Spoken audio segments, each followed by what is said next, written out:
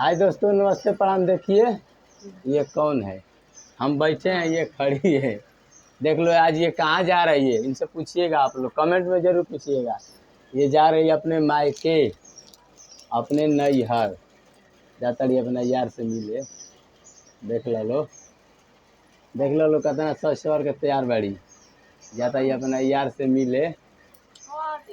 देख लो। अरे जतन राजावा उड़ी के जहा जावा, फसिया न मोहिनी के जाल में।